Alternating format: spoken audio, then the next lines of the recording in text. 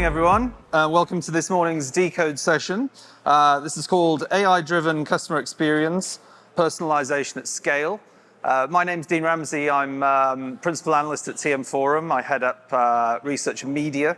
So for those of you that don't know, we have a small but perfectly formed analyst house at TM Forum, do a lot of research in the industry, and we kind of leverage the TM Forum membership of nearly 1,000 companies to get pretty good access to lots of information that helps us to inform TM Forum's strategy, but also to kind of expose to our membership a lot of the interesting things that we are seeing out there in telco land. And as you can expect, lots of that at the moment is AI focused. About a third of all the research work that we're doing is AI focused. So I wanted to kind of give some context to this session before we get into a panel discussion and the breakouts later today by kind of bringing in some of those survey results to give it a little bit of context to talk about customer experience and how we're seeing that evolving and how AI is helping telcos to change the way that they interact with their customers. So could I have the first slide, please? One of the things that we do every year is a kind of like large scale survey of motivations in the industry for. Could I have the next slide? I think there should be a bar chart on that, please. Okay, great. So we have a large survey of telco decision makers, and I think the last big outreach that we did was nearly 300-400 responses. And so when we were asking where does AI and machine learning have the most potential to positively impact the telecoms business, the customer experience and customer relationship management came out as the top answer of this is where telcos are seeing AI having the most profound impact. And so as you can expect, we start in this research by thinking broadly at first and then drilling down into some more of the details. So if I could have the next slide, please. The follow-on from that is thinking about how AI enables a hyper-personalized approach. And so some of the context for that is we were asking about churn drivers, how are customers seeing poor customer experience outcomes, and how operators are working with their suppliers to think about how they can use AI implementations to avoid those terrible experiences, improve quality of service, and improve their overall engagement. So in this slide, it shows some of the results from that survey where, from a service level point of view, the main concerns were poor customer service and frustrating self-service. I think as an industry, we've been pushing towards increasing the amount of self-service that customers can do throughout their customer journeys. And it's now at a point where, this has been enabled, but we are still seeing some poor and frustrating self-service journeys. And so in cases like that, we're seeing telcos thinking about using AI to empower smarter, personalized self-service journeys with intelligent chatbots and enabling more problems to be fixed in a digital channel, so moving things away from the CSRs and the call centers. In terms of quality of service, poor service quality, we're obviously seeing lots of network technology and AI implementation across the OSS and BSS and in the network to flag up and isolate factors that impact network experience and automatically fixing them. I think lots of the sessions that have been on in the room next door this week have been talking about self-healing, self-optimizing networks, and we are certainly seeing that as a kind of like a holistic approach to customer experience rather than it just being something that telcos think about in their BSS transformations. Speaking of which, obviously the billing and pricing touch point is one of the key points at which telcos talk to their customers. So there inevitably were lots of comments about bill shock and customers not seeing the value, better competitor offers, and services being too expensive. So we're seeing AI algorithms detecting bill shock and positively explaining charges, thinking about how they can seriously improve those touch points and make the whole thing an overall more enjoyable experience for the customer, and from a financial point of view, being able to optimize their packages. The engagement aspect of it is really interesting, actually. So I think one of the comments was that telcos feel that their customers feel disengaged or don't feel appreciated. And so we're seeing AI in that case providing a means to engage positively customers based on their activities and a deeper understanding of their needs, so tracking their KPIs, their behavior, those kind of things. So the engagement part is something that is very interesting to us and something that we'll kind of cover in a little panel session today. So if I could invite our guests to the stage today. We've got Ross McWalter, who's Head of Telco Data, AI, ML, and CX at AWS. If you could join us, Ross. And Bala Kumar, who is the AVP of Industry Solutions Group, Telecom Media and Technology Business Unit at Cognizant. Welcome, guys. Thanks, everyone. I'll scoot myself over here. So just a little bit of context there, but let's start maybe at a high level thinking about what's at stake. What's this session's focused on AI and using it to drive vastly improved customer experience outcomes at scale. So what can operators, if they're making that leap, what's your opinion on what's at stake? What's the step change that AI is providing in moving to a much different way to interact with your customers? Ross, can we start with you maybe? Yeah, I think it was broadly acknowledged with telcos that customer experience is really the way that they can differentiate themselves in the market. The market is saturated, it's commoditized.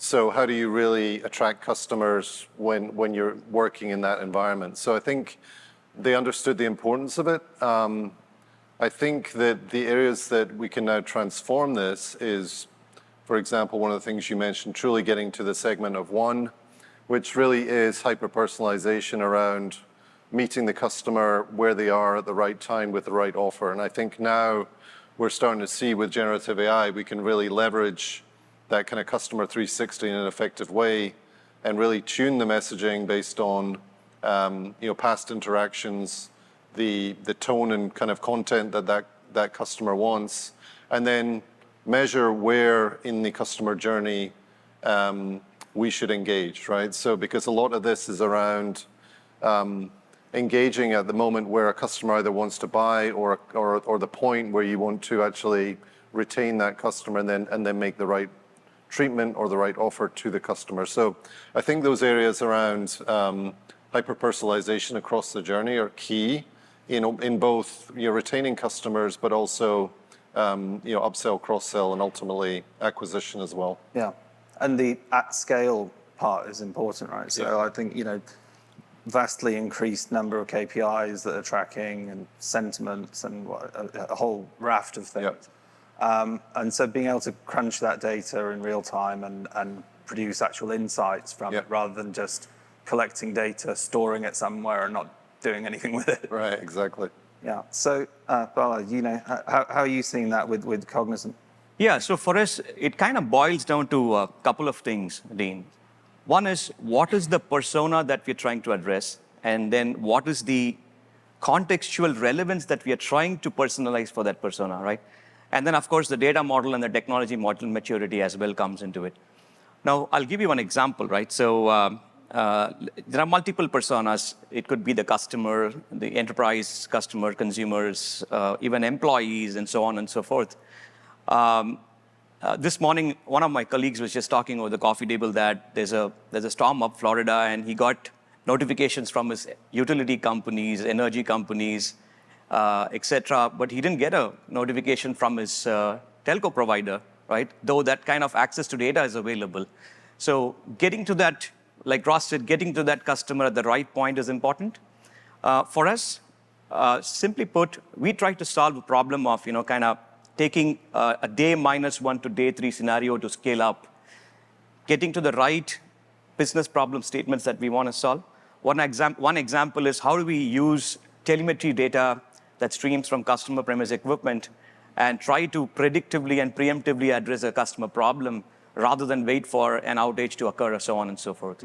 So definitely we are seeing great potential and taking a structured approach to hit the right personas with the right personalization at scale is a possibility.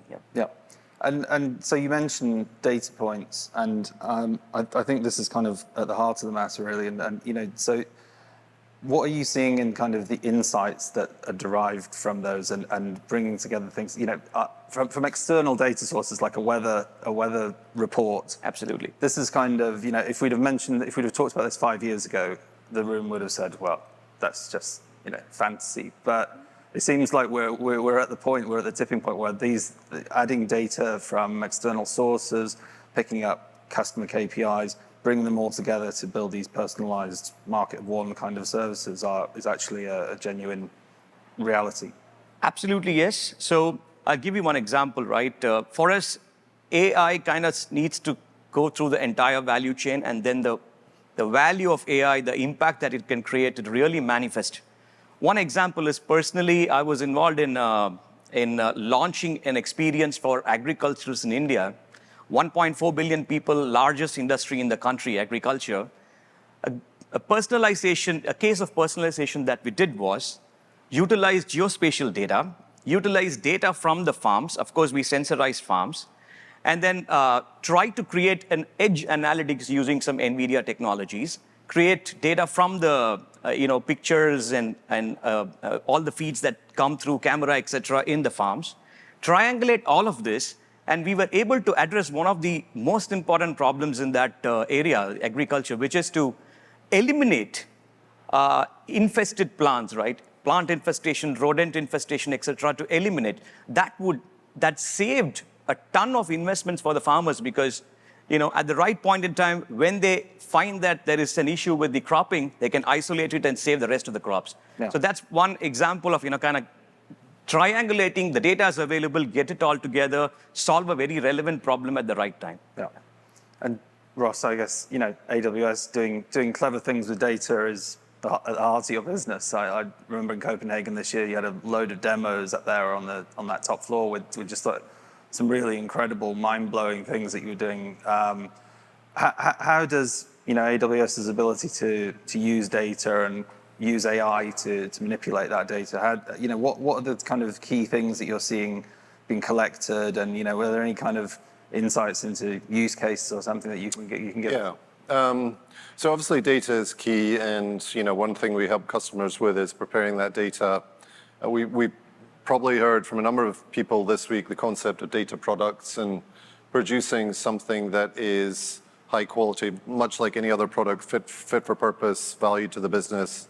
And then with generative AI, that's really opened it up into broadly unstructured data that was mostly untapped before. So you mentioned contact center earlier, and I think as a key touch point where customers come to, with problems, but also to, buy products, services, etc., it's a great source of information. I think if you flash back 2 years ago, the way of analyzing that data for both insights as well as quality assurance was very different. It would broadly be a sampling and kind of cherry picking certain segments of customers.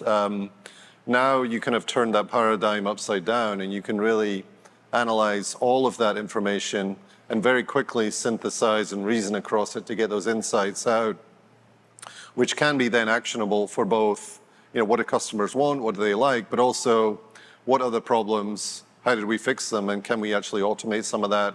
Can we address it proactively so the customers are not calling in?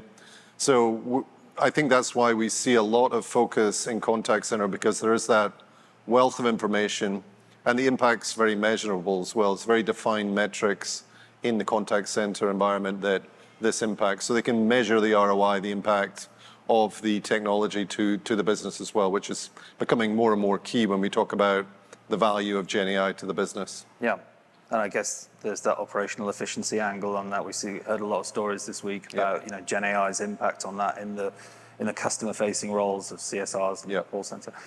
So let's talk about the technology for a while. With the Gen AI has been around for a few years, but I guess the last couple of years has been the real landslide of information and uptake. As an industry, we've been using machine learning and predictive AI for many years. And so where are we on that kind of trajectory of being able to use all of those types, those flavors of AI to be able to, across the operations architecture, to be able to bring all that together and start to build these real personalized service level kind of improvements? Where do you think we are? Are we kind of like coming up on a tipping point? Yeah, I think so. I think like the interesting thing was, you go back a year ago, I think everyone was trying to find a problem that they could, shoehorn into generative AI. So, and then we tried to rationalize that and push back a little bit and say, don't try and solve a problem that's already been solved. There's new creative things that we can now do with generative AI. But the reality is that, we kind of call it the AI continuum, that in majority of use cases, you're kind of bolting generative AI onto existing ML. So, I mean, anomaly detection, forecasting, clustering, all those kind of capabilities that we use, for example, in the network, are still relevant as a signal that we can then use into generative AI for a lot more, reasoning and intelligence around that. So we see that complementing, taking network signal using traditional ML with generative AI for reasoning across information sources, unstructured data, to then get to most probable cause or root cause analysis and how to fix something, is kind of where it all kind of comes together, and is a sweet spot for really the kind of North Star use case has always been identify root cause and then fix it, and then mitigate mean time to resolve and all that stuff, right? So I think we're getting there in the next year or so. Yeah. It seems to me too that that there'll be always a mix of bolt-on and built-in. Yep. There'll be tools that will sit on top of the architecture, but there'll be AI inherent in the baked into the software and the systems and processes. Yeah. So Bala, Just to add to that, Dean, one of the things that we hear frequently is with our clients is, yes, we want to bring in induction AI use cases. We want to solve certain problems with it, but hey, the foundational data structures and models, how do we get that right in the right format and the right structures? So we feel that the journey for the AI induction, as part of that, getting that right data model is super important. It's like, it's probably a difficult journey, but one that needs to be traversed to get to the maximum benefit of AI. So that's what we are seeing, and we are kind of guiding our customers towards that. One example was when we tried to, we challenged ourselves. We said for one of our clients, hey, what if the consumer wants to interact with you guys, a telco, like how they order a pizza online, or interact with a pizza company or a food delivery company? We got to get to that level of ease, right? So we were able to achieve that in the sense, I would say, in a day -1 to 3, we are about day 2 already.